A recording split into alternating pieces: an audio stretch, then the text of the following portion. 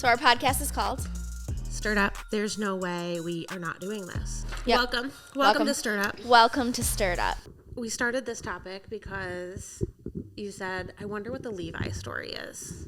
Every time I hold this, I want to belt out Celine Dion. Okay, which one? Which Celine song? Sing it. Near, far, wherever you are. I don't know any Celine You music. watch the Titanic? Yes, but I was very young. I can't. I mean, you have to be able to have a halfway decent voice to even try to sing that song. But I know. I think I have a great voice. My kids tell no, God no. My kids tell me all the time to stop singing. I have a terrible voice. But I agree. I was singing when I was testing this stuff out. I was even worried, like, do I have a voice for radio? I don't know. I think you need to hold your mic closer, though. Really, Yeah. sis? Okay. I can go. Yeah, tell me why are we here? Like, what's your point of view, and who are you? Who are you first? Okay, who am I? My name is Heather. I have known Jess now we've known each other for how long? When did we meet? 7 years ago, Jess and I started working at the same business for a company called Dow. Yep. And we became business partners. Yep. And really good friends. And we have talked about starting our own business in some capacity. Forever. I am not working right now, and Jess's kids are getting a little more grown up, so we decided to give it a shot and start a podcast and go from there. We've always wanted to do something. The what was not always, I didn't, like, all of our ideas just didn't quite land, and all of a sudden we had coffee. Can I just hold it like this? The substance of what we wanted to do didn't always land, I think. Yeah. We were always waiting for the right thing at the right time. We had coffee. Yep. A couple of weeks ago. Dude, we've been moving quick. Yeah. I was like, this is interesting, but is it even possible? And after 2 hours together, I was just like, there's no way we are not doing this. We have to do this. 100%. And I've never wanted anything more. Me neither. I'm so excited. Me too. And you know what? I'm actually pretty proud of us, because not only did we have an idea and we've executed on it, but also we're sort of building the brand as we go, which makes me feel entirely uncomfortable I like to have the whole plan and every single thing that's going to happen, and I want to know it's all going to go perfectly, and living in the space of ambiguity, and we're just going to go for it, and we're going to learn, and maybe we'll cringe when we watch this. and maybe not. Maybe not. Probably. I don't know. We'll grow from it. It's fine. That's right. So our podcast is called Stirred Up. Yep. Welcome to Stirred Up. Welcome to Stirred Up. Stirred Up. Our backgrounds are stirred up, right? From our more rural country, perhaps even say redneck upbringing. I have had many times that I downplayed my family stories in a professional setting because I didn't want to come off as too redneck. I am embracing my diversity in my culture. And now I'm kind of loving it. Yeah, whatever. Although I'm known at work as the girl with chickens, which I think is whatever. Yeah. But, it is what it is. We need to talk about the chickens at some point, too. Okay. Chicken experience. We don't have to today. We don't have to do that today. So, Stirred Up is our podcast. Our backgrounds are stirred up. The topics we're going to talk about are probably going to be a mix of topics that's going to evolve as what we find interesting, or hopefully what you guys find interesting. We bring a stirred up point of view to this. We want to come with a point of view that I think is smart and of substance and meaningful, but also we don't take ourselves too seriously. We're going to have fun, and we may not have all the answers. We'll admit that. Yeah. And I think what's most interesting is as long as we talk about topics that we're truly excited about, or exactly, we're kind of nerds in a way. Totally. You wouldn't know it, but we're nerdy. So to talk about, there's this whole side of we don't want to take ourselves too seriously, and we want this to be girly, and we want this to be there is a point of that thinks that maybe we are the only people in the world that care about this, because it is a little niche and nerdy. We care about businesses and brands and how to make money and innovation. And I think we just get really obsessed about trying to unpack how the things that we love, how they work. And how it works. Yeah, like we're sort of, we like the engineering of business. Like, how do these things come together? So I think we bringing a feminine point of view to business, technology, consumer goods, and how and why we use them, how and why they came to to be in our hands, into our worlds. Do you know what I was thinking about as you were speaking? Totally aligned, by the way. Yeah. But also, like, if you think about when you map out, like, a persona, and I know, like, there's all this about, I don't want to date myself with a persona hat, because there's all sorts of, like, personas are bunk. But what I mean is, by that, a little bit. I didn't know that. Well. I didn't know we thought that. Well. It's fine. Maybe then we don't. Maybe we become more then maybe we need to be sophisticated there. But I guess what I'm saying is, like, from a customer experience standpoint, or like from like a topic standpoint, or like from a consumer review standpoint. How about that for some clarity? You and I are, and a lot of women, I think, a lot of people, are different. We can be different personas and different hats within, like, the same experience in a brand. Yeah. You have a mom hat. Oh, that's true. A professional hat. Sure. For sure. A cultural upbringing hat. Yeah. Like, you have so many different experiences, and you buy those things, or you appreciate or don't appreciate those things, or don't value them for lots of different, like, hats you wear, right? Like, you could be the Gap shopper, the Old Navy shopper, the Abercrombie shopper. Right. All in one. Right. And how does that all come together? How does it all come together? So that's the things that get us excited. Yep. That might be pretty nerdy. I hope that as we sit here and, like, kind of love on talking about stuff like that, that somebody else does too, but that we do it in a way that is a little bit silly, definitely a little boozy. And we're gonna have fun with it. That's right. Jessica commented, and I don't know, did they get recorded when you said, it's 5:30, like, we got all this work done, we haven't drank drop. And you're like, I don't think that's happened on a Friday since before I had kids. Right. Aggressively aligned. Yeah. So we're going to drink. We're going to stir it up. We're going to stir up what we drink. Yeah. Today we're drinking wine because it's Friday. But maybe if we record in the morning, we'll do tea or coffee or whatever. Yeah. Maybe we'll just end with a morning shot. I'm just kidding. I'm only sort of kidding. Well, if we don't have to work for anybody else someday. That's how we'll do then we're not kidding.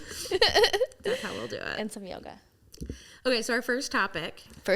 I guess the point of view that I researched. I didn't research everything, and we won't talk about everything, although I do have 8 pages of notes.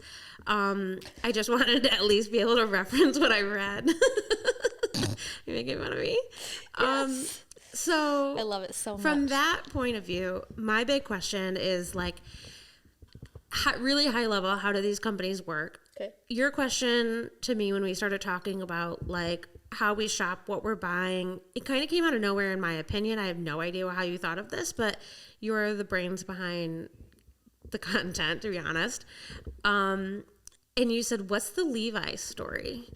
And I was like, honestly, I have no idea. Like, sometimes these brands to me are just like, they're just this thing in the world, and why they exist or how they came to be matters none at all to me. We have the approach today of Levi versus Good American. Okay. So Levi is a classic all-American denim brand. Good American in its name is an American denim brand, but rising in, it's modern, trendy, I would say, right now. I asked Liv, Heather's daughter, and she didn't know what Good American was. So I was, like, a little thankful. No, totally thankful. Chloe would be hurt. I was like, well, do you know who Khloe Kardashian is? Because then I thought maybe the kids these days don't know the Kardashians. I do think that they're getting, like, irrelevant. Really? I think they're only relevant to, like, millennials. And, like, sort of anybody who's on the internet kind of knows who they are, but, like, doesn't care. Really? That's my thought. Makes me feel Sound old. off in the comments. Yeah, send off in the comments. Just so we're all clear, we love the Kardashians, Jessica and I do. So we're not even going to pretend we love you. Every single last one of you, except the naughty ones. Some of you. No, but we're not happy with, I'm but we sort love of all you. thinking that they're like overrated right now. I was obsessed watching them forever, but I'm bored. Bored. Yeah. Did you watch the with last Chloe? season? No, I haven't watched in a couple seasons. That's what I'm talking about, Heather. But I'm buying their brands and I'm following their companies. Okay, so then not watching their shows. The question became, why? Like, what makes their brand special, if anything, whatsoever? Is it just Chloe? How did they come to be? And I think something that we value is like sustainability. Yep. So that's a question in everything that we're going to look into is like, how do these products come to market? It's the integrity of the brand. And are they inside out? Is it trash? Right. Is it really worth From it? who makes it to how it's made? Is it safe? We're gonna get disappointed, I'm afraid. Where do you brands. think? Tell me where you think. I think we're gonna get disappointed in who's making our things. The working conditions Between perhaps. these two, both of them. Ooh. My hope would be no, not these two. You think they're both going to be good? Yeah, that's how we should start this. Is like, what's your prediction? What's your assessment? What's your assumption? Okay, so my prediction and assessment is on Levi's. So I think Levi's was a born and raised, and I've done zero research outside of like here's who I think the brand is. Yeah, this is just like you're showing up. I have the brand lens, and like in terms of introducing ourselves, like I would say my competencies are brand strategy, comms, go to market, business transformation. Where do you come from your professional background and like the lens you care about? Yeah, I think about product development and like the customer journey. Sometimes so I have obviously like obviously to you communications, marketing experience, but the things that get me really excited and where I like sink my teeth into is like business strategy, product development, how these things how they become, to the world. And I think mine is the business and the brand how and the marketing strategy and how we go, right? Like all of that. Yeah. So my hypothesis, okay, so I think Levi's was an American company, like founded by Americans and made in America originally. Probably, and I think I could be cheating a little bit here because you said something about horse and bridle, but like just based on like the brand, the visuals of the brand and the identity in and of itself, like West, right? Yes. West America. My gut says everything's probably made not in the United States anymore, and I'm worried about the working conditions. Fair. Good American, my gut, I know it was founded here by Khloe Kardashian. I know a couple things from you. I think it's made here. Or if it's not made here, then perhaps hopefully the working conditions are like livable wage.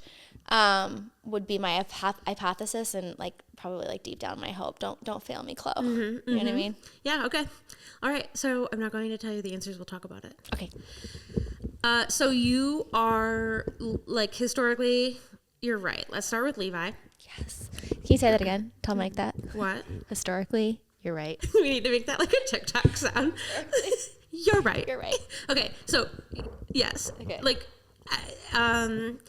because I don't want to answer the modern day, like how it's made now, because there's nuance to it. So I want to discuss that detail. Okay, fair enough. But 1873, the company was like basically founded. The guy's name, I think the guy's name was, I think it's a guy, right? Yeah. Levi Strauss. Is it Strauss or Strauss? I don't know. Strauss? Strauss? I think it's Strauss. Strauss. Okay. Levi Strauss. He was a German Jewish immigrant and had been supplying the general stores of the West where cowboys got their supplies. It was like a wholesale sort of like what I would imagine. I don't know. I didn't see any pictures. But like a shop where you could get anything, including denim overalls. They called them something dungarees or dungarees. Dungarees. You know what that is? Yes. Okay, I didn't. I Googled that. But they were just like overalls. Overalls. Dungarees. Okay. Levi dungarees. Yes, that's where they started. Yes. So they were made, I think, by a different kind of, it wasn't like a brand. It was just like, I don't know if Levi himself made it or he just happened to own the store. That detail wasn't necessarily. You don't know if he was like an actual sewer?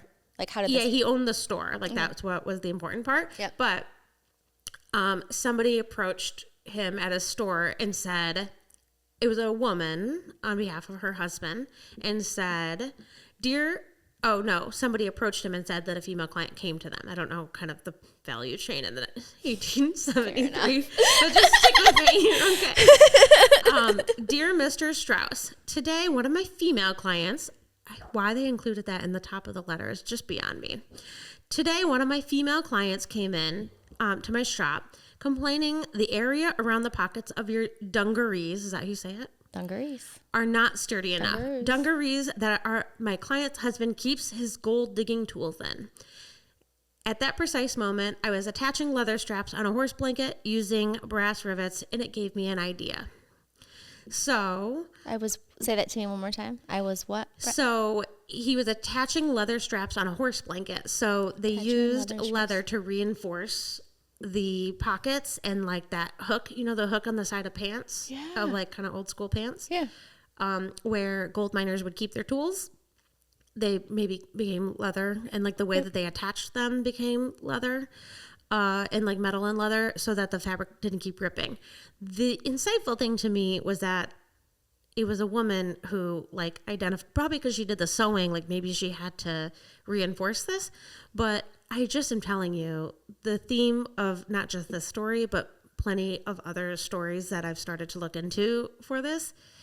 Women are like the common thread of turning points in all of these stories. I'm just going to point that out. Oh my gosh. So that was the first turning point in Levi's history. Not shocked. Yeah. Yeah. That was the first turning point in Levi's history. That was... patent was created, and they began to create Levi brand reinforced jeans. They used that leather patch on the back of two horses pulling a pair of jeans apart. That's what that logo is. Really? Yeah.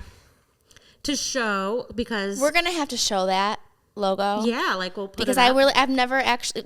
That's also interesting too, Jess. When we're thinking about like the visuals that go with our podcast, like how do we complement that? Because I've never actually looked at it, so like.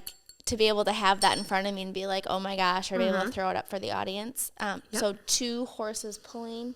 Yeah. Sturdy, right? Durability. Yeah. So strength. Exactly. Showing that durability, because that's how the word of mouth was passed along in the brand visual. People could see that and say, oh, I understand. That means that they're really strong.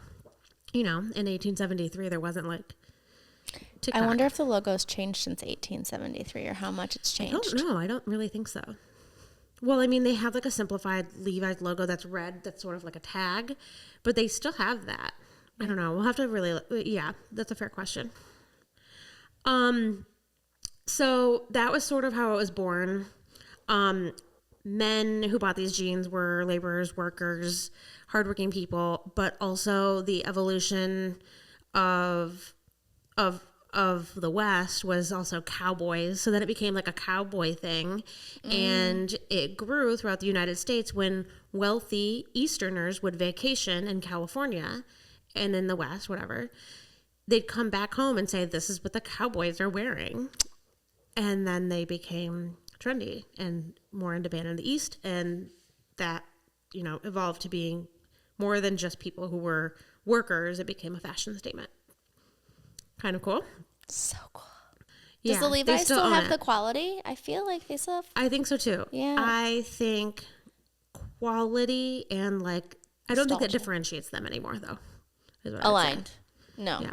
I'm all about the stretch these days, girl. Yeah. Quality means so stretch. We'll get there. I'll jump very quickly. Means stretch. I will say in the 80s, came out in troubled times. I don't know if it was like unique to them, but they closed 60 plants and only kept basically their overseas plants. So in the 60s? In the 80s. In the 80s. So they grew between like the 60s and into the 70s, and as they approached the 80s, came upon hard times. So as they contracted, now in the 90s, only about 3% of their manufacturing remained in America. Everything else was made overseas, and it still is basically that today. So I'm just gonna close out that topic.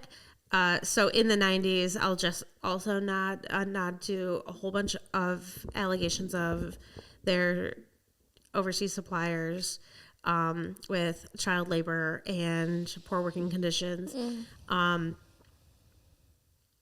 It's in Wikipedia, so like I'll just acknowledge that that's a part of their history. I don't know that we really. What's the estate? Do we know? What's that? Are they still practicing? Okay, so we'll get there. Today, the company is in like the 10 to $14 billion revenue. So they're still a gigantic company. So they're still a very large size company to me. Like 14 billion is not small. Correct. So this was a fun fact. Love They did struggle in like the late 1990s and in the early 2000s, but then acquired a new CEO. Do you acquire they brought on a new CEO in 2011. The man who led the infamous acquisition of Gillette at P&G. Yeah. He was like the GM. Yeah. What's his name? I don't even know if I put his name in my notes. Can you believe that? His work is more infamous than it precedes him. Is that how you say that? Yeah. Like his work is more famous than he is himself. He's the Gillette superhero. Yeah.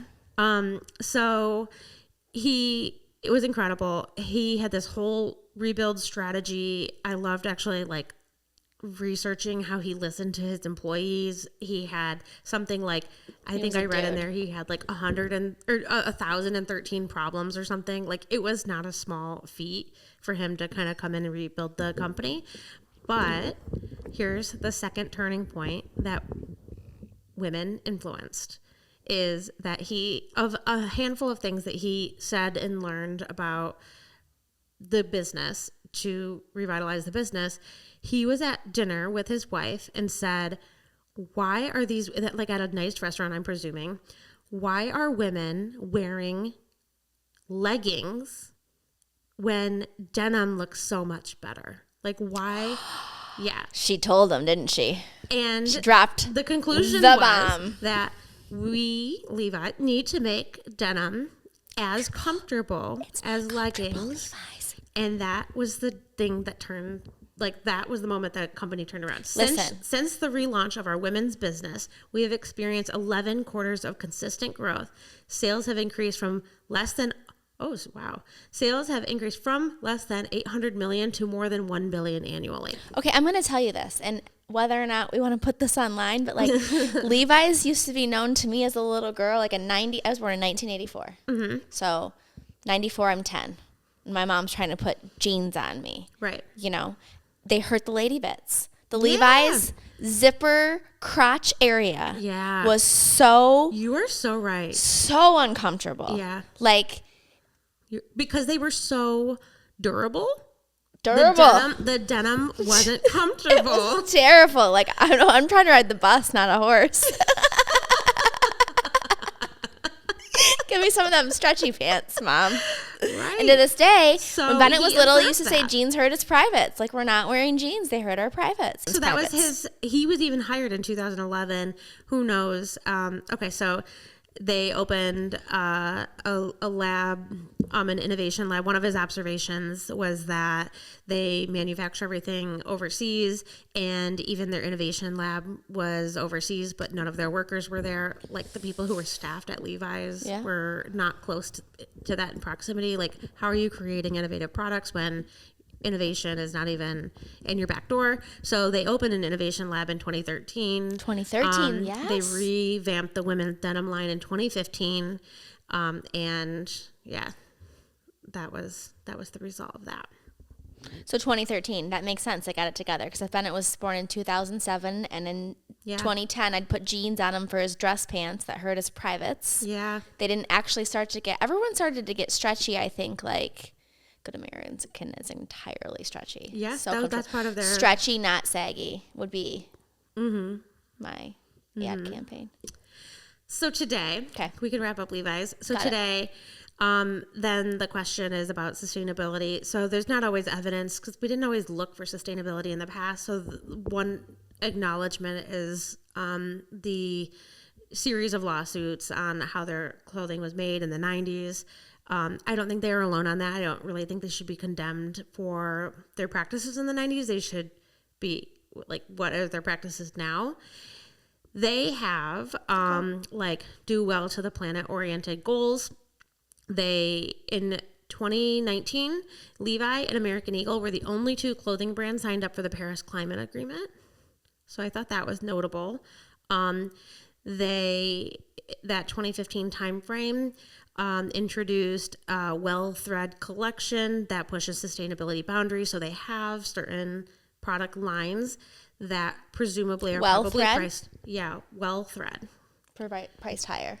Exactly. That's my expectation. Yeah. I didn't go into, I have some notes here. It's about like material sourcing, design durability, timelessness. They partner with factors that promote worker well-being.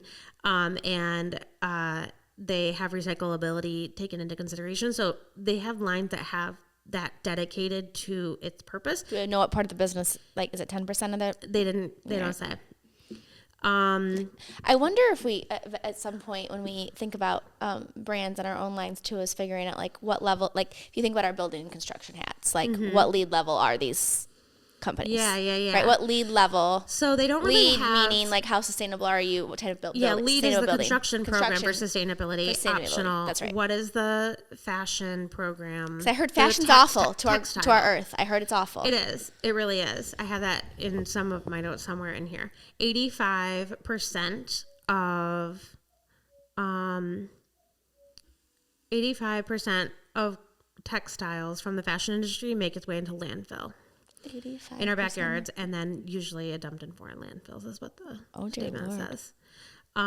So one kind of faux pas that is like a public thing that this CEO, I don't think he's still the current CEO. Maybe he is. I don't know. One thing that, so I think sustainability for Levi's is like do enough to do well. There is a threshold that has to be met, and I think they're like meeting that bar is what my assessment would be of them. I don't think that they are they're just doing what's expected. Yes. I don't think that they're intended. It's not differentiating them. Like they're not trying to go above and beyond. When asked about sustainability, I have to look at the year at which, if I have it in here or not, when he said this, but the CEO was asked about sustainability and he said, look, Levi's denim is such good quality that you don't need to, I'm paraphrasing, that you don't need to wash them as much.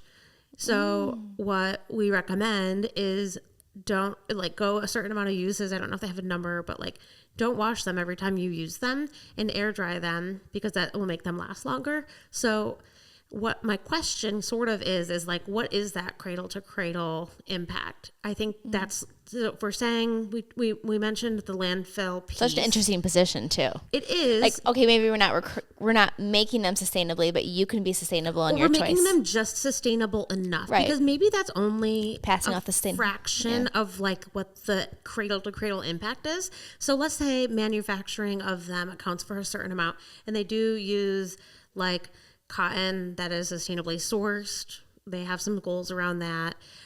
Then we're talking about the wearer of it, and it is the choice of the customer. Like I saw this influencer who was talking about a new pair of jeans. She's like, I have 100 pairs of jeans in my closet. I'm like, what? Why?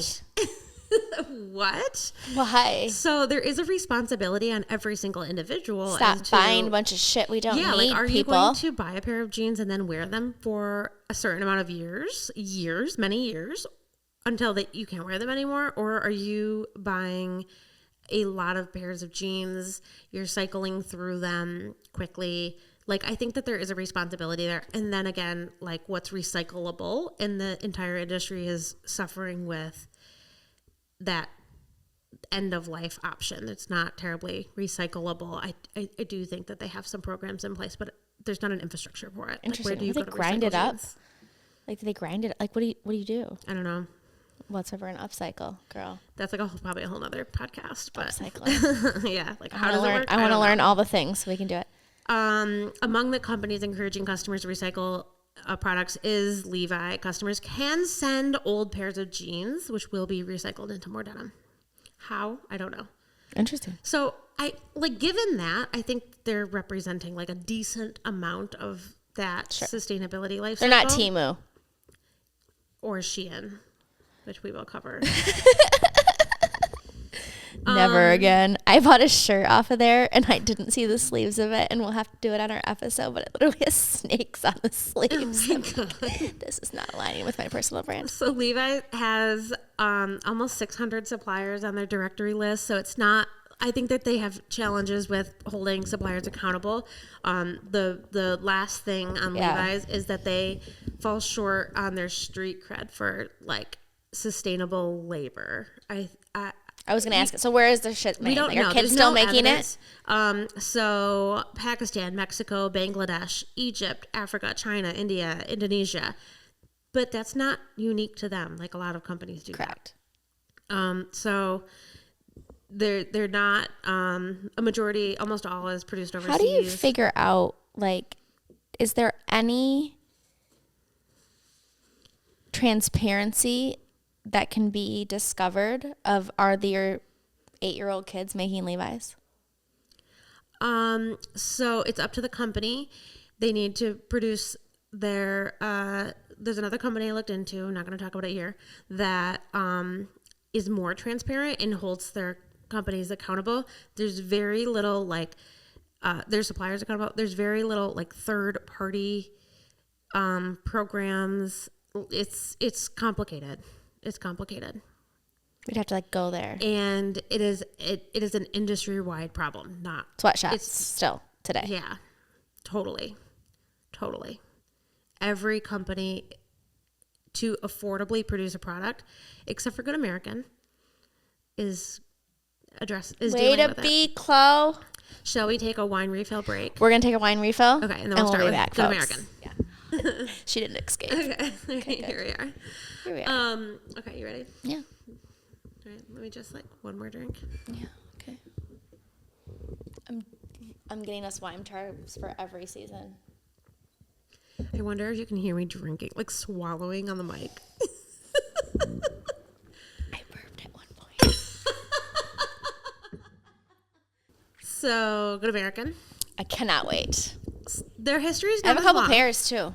You're already today. I have a couple pairs. So do you. I know really? this. Okay, so I have We bought them. two pairs, I think. We bought them I when did we not worked have- at. We bought them when we worked at DuPont together. Yes. You told me I had to buy them. Yes. I did. Yes. I never had Levi pairs as like in my closet until now. So I showed them with dabbling 4-H. I wore them with 4-H. Yeah. I mean, I think as a kid I might have. Gail strapped some Levi's on you. Yeah, but I don't really have like specific memory of it.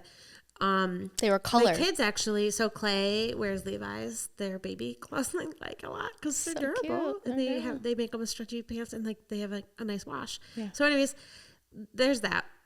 I have at least 2 pairs of Good American. And they're stretchy, not saggy. Yeah. And I love them. So there's some news. It wasn't Chloe's idea. Shit. There's a woman named. Let me introduce No. you to. Did you already tell me this? Why am I having a vague memory of Well, this? okay, here's her name. I wanted to make sure I had the last name right. So, Emma Greed. I don't know if that's how she's Grede. Greed. She's British.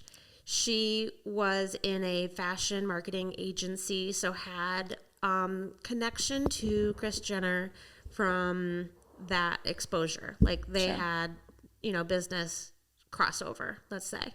I'm sure her company worked for or was hired for the Kardashians or some like crossover exposure there. Emma had done some other, I think, like startup work in the past. She had launched and sold companies. So had some like general experience and some success in that space and felt the need for inclusive sizing of jeans.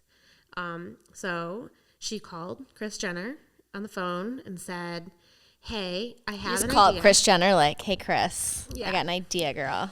Hey, mama. No. Hey, She 10%.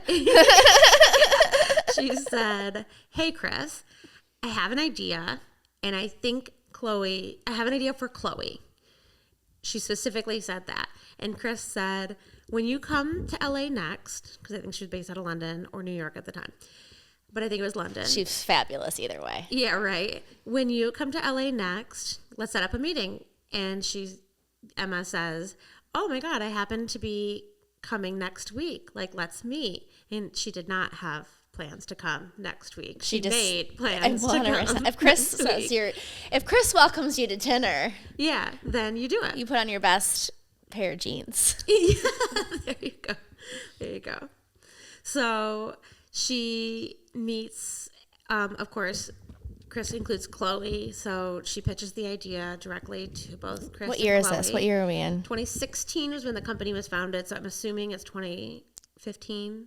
Because they can make shit happen fast. Yeah. Well, yeah. So I guess I don't know when the like how long it took them to warm From up. ideation to execution. Yeah.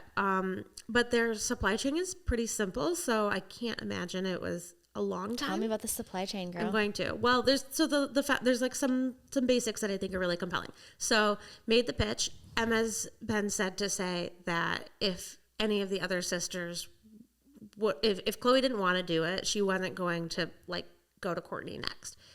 To your point, this is Chloe's MO. Like this is her brand organically, right? This is the thing that means the most. Like they can do this together. So that was sort of its what a power move too, to say like from like a creative and like a purpose standpoint, like just from like the bare, like when you strip a brand back and you get down to like the who, the why, like for her to say this is for I'm Chloe, gonna do this with Chloe, but I'm not just gonna make money. Else. Exactly. Yeah. Big props to Emma. Yeah. Sorry we don't know how to say your last name. Yeah. Greed. I should have like YouTubed it or something. Whatever. I don't know. We'll figure it out. We'll get it. So just context. Once she did Good American with Chloe, she also partnered with Kim on Skims. And then so we got to do Skims at some point. Skims has to happen at some point because I have something of your Skims that I borrowed once and never gave back to you. Because it's so good. So good. And then Chris introduced a sustainable, like cleaning brand. No. Yeah, I think it's dumb. Is it? I think it is. Like sustainable cleaning is like, dumb. do we really need this? Like, is it a real problem? Do you want to breathe in that? Yes. Like, you don't like.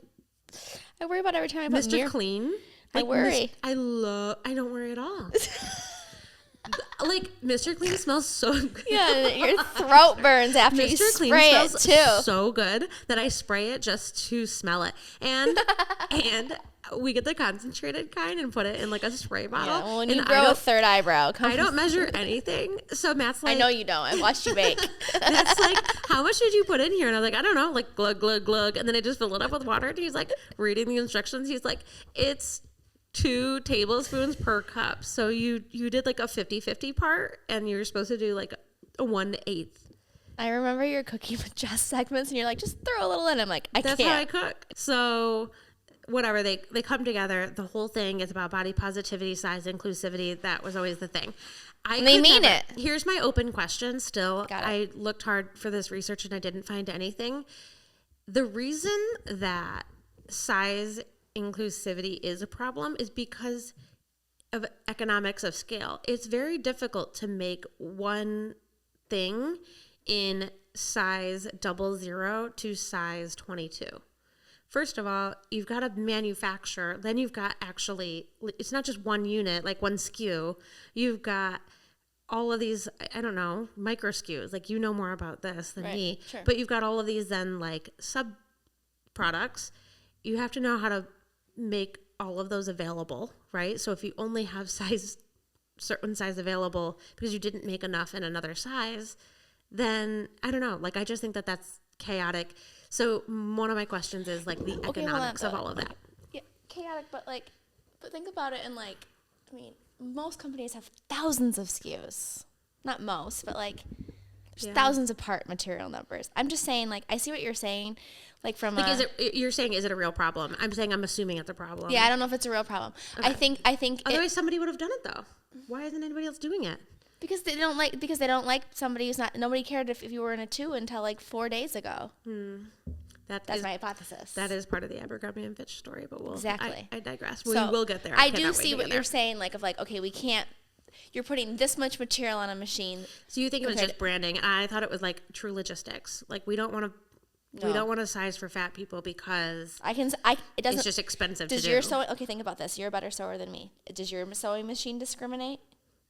No, but when I'm trying to make a decision about if I'm going to make another version of this product, then I've got to manufacture enough for everybody. And if I'm just saying I'm only going to limit it to 8 versions instead of 22 versions, it simplifies things. It's less expensive. That I'm aligned to. So that's what I just Less wonder. expensive. Like, how Not does that somebody? it can't be done or it's overly complicated, but it's much more efficient. Yes, much efficiency. more costly, cost saving. Yeah, correct. Okay. So, anyways, that's still an open question to me. I'm glad we're aligned. there.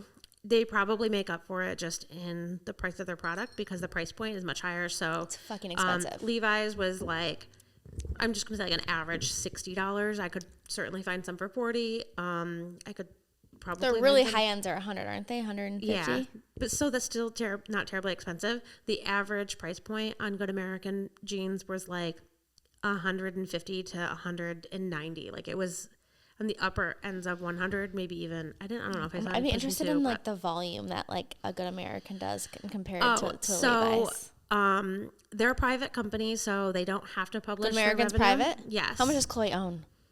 I think they're 50-50. It didn't say so much, but I think it's 50-50 Emma and Chloe. Love that. Yeah, I don't have any evidence to say otherwise. They are 155 million in revenue. Don't forget, Levi's was 14 14 billion. billion. So tiny.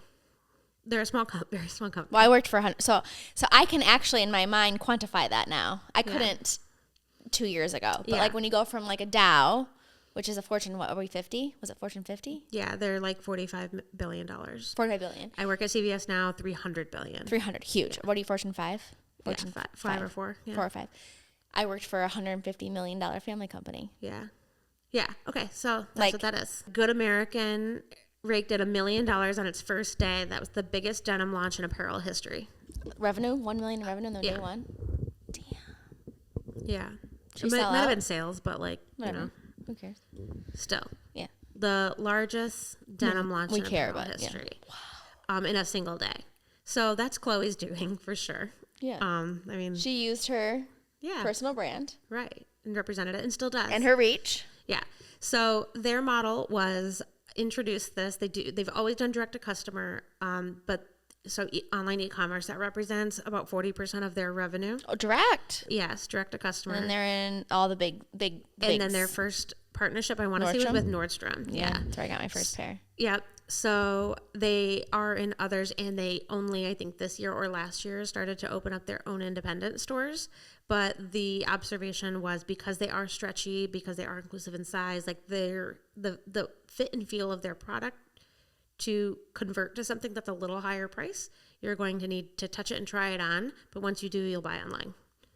So that's sort of that's how Emma described it. I think I would align to that. And I also think, like, if you think about brick and mortar and you think about traffic, like, think about, like, just pure leads and opportunity management. Like, how many people do you need to come through that door to sell? The more inclusive you are, the more people are going to come through your door. Yeah. Yeah. So I like that experimental piece of the customer experience for sure, especially if you're going to make, I mean, that's a fucking investment. Yes. I mean, I don't mean to sound like, but it's an investment. If you're going to spend $180 on a pair of jeans, It is. It's an investment. Yeah. But I would agree, they feel like denim stretch pants. Yeah. But I do think that some of so I think like the really tight fitting ones do feel like leggings, right? Which is okay, but it feels cheap, like jeggings. But I think some of their like wide leg ones that don't need to fit so tightly and they don't really need to stretch, I think they do a good job making that waistband feel like firm but stretchy. But then the heaviness of the fabric, like I really want my denim to feel heavy. Why? I don't know. I love it. Like a down blanket, like a weighted blanket. Oh, I love a weighted blanket. Yeah. Me too, but I never. Like it makes This it doesn't makes hurt it my feel lady expensive. bits. Oh, must have like A good set of lady bits. badge of steel.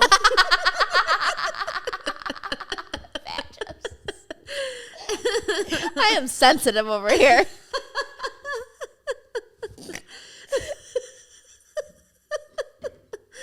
But I will say, do you think that it's the jegging style you don't like? Because I think I have 2 pairs. So here's my deal with Good American. You ready? Mm-hmm. I bought Good American tight jeggings 6-8 years ago. Yeah, me too. I haven't bought anything since. Oh. I have Yes, like I a did. baggy. I just did for our trial. I haven't got it yet. I like cut jeans, that brand. I wanted to do another like Cut. investigation. My hypothesis is Cut and Good American have this like the same source. So this is part. If we find that, I will. Oh, so it wasn't published in here. Okay, so here is what I'm going to say. I'm going to jump right to the manufacturer. So they have one denim manufacturer. It's like their innovation partner. Yes, in Turkey. They are small but mighty. Love that. I have to jump to it. Love That's small on but another mighty. page. So it's called Calic Denim. They're a $100 million denim manufacturer that Are they Good American exclusive? sources from. What's that? Are they exclusive? They are no, they're not exclusive. So Calic denim fabrics are in Gap, Supreme. Remember Supreme jeans? My kids love Supreme. Polo, Banana Republic, Hugo Boss, Lucky, H&M, Topshop, Tommy, Zara, Ann Taylor, Calvin Klein, Diesel, another blast from the past. Seven for All Mankind, and more. I love 7 for All Mankind. They're expensive as shit, too. I know, I love them too. So they have 11% of the total denim fabric production and 20% of the premium market in Turkey.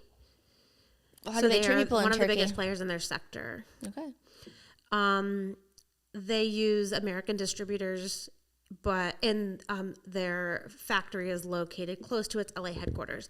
So my guess is that this denim company, who I think is like their source of innovation, like that's their partner for The next material innovation, and then they ship it all to LA, and then they manufacture it in LA.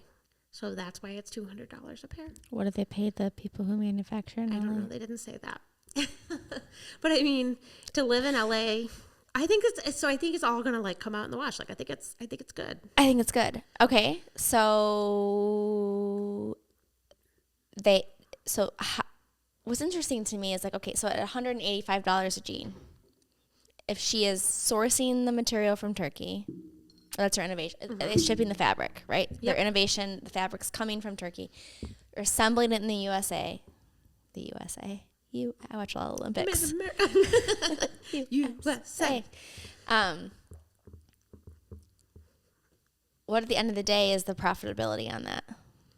Yeah, and like we can't know, We don't know. but they're making a whole assload of money, so they're doing fine. Something else that you'd like to know: it's a certified B Corp. Okay, so I told you. I told you. I know. I wouldn't have even known to look for it, and I was going to ask you to tell me what the B Corp is, but I have like the AI Google version of what that is. We'll read what AI Google says and see if I align with her. For your business to become certified, it must meet the highest standards of verified social and environmental performance. It must be transparent in all business functions and initiative and be held accountable for balancing the planet and purpose with profit. No problem. So they're good. So we're going to do that. Good American really is good. Good American. We love that brand name. We love you, Chloe. Would you also say that Levi's is good enough? Like, what's our conclusion? I mean, we can talk about any of the other details. Okay, you can the ask me more fact that questions. that's but how like, you that's all I like got. Good American or Levi's, I go Good American, but Levi's is good enough. Yeah, like if you have $200 to spend, like when I was shopping, I bought 2 pairs of each. It was $400. I ordered mine 4.5 days ago and it hasn't come yet. 5.5 days ago? You did it right away. Yeah. And then I returned them because actually they didn't fit because I gained some summer weight. But the Good American did actually like stretch enough to fit, but it just wasn't comfortable. I needed something a little more roomy. Did you do the whitey legs? Levi's didn't even. One of them is. I'm obsessed with them. The wide leg. They had like a really cool seam. So you didn't keep them though? Oh, I just returned for a bigger size. You're gonna try. They're probably in my car. Oh my god. Yeah. It's exciting. Anyways, I think Levi's is an okay choice. There's going to be other things that we talk about that I'm not buying. I'm not buying for a try. Like I bought it once and I didn't actually really love the experience, and like not Levi's or Good American, but it was just like, oh, this doesn't seem worth it. But like, let's look into the company anyways. Nobody should be buying from them. But I don't feel that way about Levi, or certainly not Good American. Like by all standards, A plus for today's world. Maybe they could do better, but I don't see how. Levi's probably could do better. We don't know for sure. but I think they're good enough. Dude, I love your conclusions. Like, good enough. Like, it's okay. It's okay. And it's affordable. We don't have to feel absolutely terrible about ourselves as human beings for buying the Levi's. Mm-hmm. Yeah, totally. Like, so, I mean, unless something else came out that we don't know. Yeah, that we don't know, which is totally possible. There is some uncertainty or like just some lack of transparency on their suppliers, but that's not unique to them. Sure. And from what you've researched so far, from like, this is absolutely terrible, we should all be ashamed of ourselves, to like, we can feel really proud of ourselves. They're like middle to upper upper management. They cross the bar. They meet upper the threshold of acceptable. Yeah. Yeah. And Good American meets the threshold of like A+. A+. You should, if you can, buy them because they're better. That would be really interesting too. Like, we can cut this, but like, what are the most affordable brands in the world that are the most ethical? Yeah, like I think that's going to come. I think we will be able to have like a conclusion after doing all of the research over a series of episodes. And I'm thinking like part of the why too is like, I do feel like clothes are a part of my like protection, my identity, my whatever. Right. Values. My values, like totally. And like, I believe that everyone, like, they're like, everyone should have rights to affordable healthcare. Everyone should have the right to like comfy, warm, amazing clothes. Yeah. Don't put that in our cast. Edit us out. But do you know what I mean? Like, I do.